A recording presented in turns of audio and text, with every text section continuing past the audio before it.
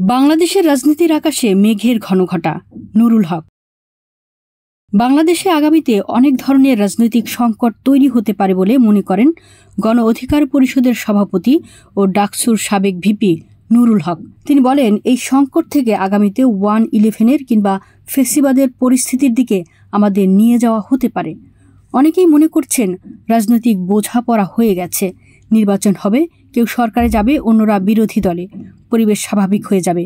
কিন্তু বাংলাদেশের রাজনীতির আকাশে মেঘের ঘনঘটা দেখা যাচ্ছে।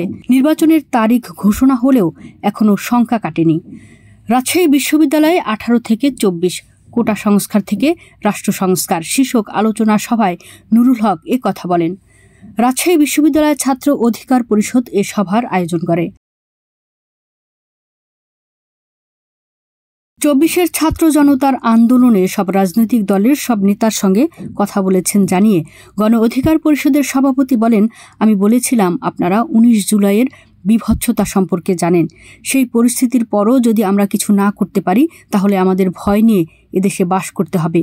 কাজেই রাজনৈতিক দলগুলো আর বসে থাকবে না, সিদ্ধান্ত নেন। তিনি আরও বলেন, বরিশালের আঞ্চলিক এক বড় নেতা বললেন, তোমাগো কি খাইয়া দাইয়া কাম নাই, খালি সরকার পতন খুঁজো, সব জায়গায় কোটার মধ্যেই থাকো।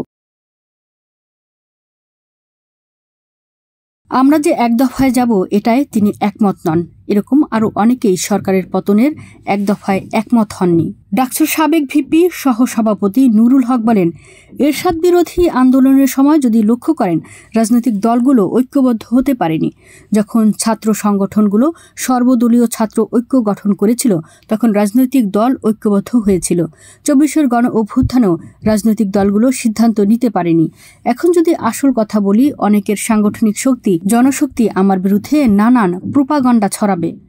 ক্ষমতাসীন রাজনৈতিক দলগুলো ছাত্র সংগঠনগুলোকে লাঠিয়াল বাহিনী হিসেবে ব্যবহার করেছে উল্লেখ করে নুরুল হক বলেন, 90 দশক থেকে ফেসিবাদী আমল পর্যন্ত অস্ত্রের ঝনঝনানি, পেশিশক্তি ও আধিপত্যের রাজনীতির বিপরীতে সুষ্ঠু রাজনীতির পরিবেশ ও সৃজনশীল মেধাভিত্তিক রাজনৈতিক চর্চার পদক্ষেপ নিতে ক্ষমতাসীন রাজনৈতিক দলগুলোকে দেখিনি। কারণ তারা ছাত্র সংগঠনগুলোকে রাজনীতিতে লাঠিয়াল বাহিনী হিসেবে ব্যবহার করেছে। মেধাবীদের পরিবর্তে তারা নিজেদের স্বার্থ হাসিলের জন্য একদল গুন্ডার হাতে রাজনীতির নেতৃত্ব তুলে দিয়েছে, যার জন্য ছাত্র রাজনীতি তরুণদের কাছে ঘৃণার বিষয় হয়ে দাঁড়িয়েছে।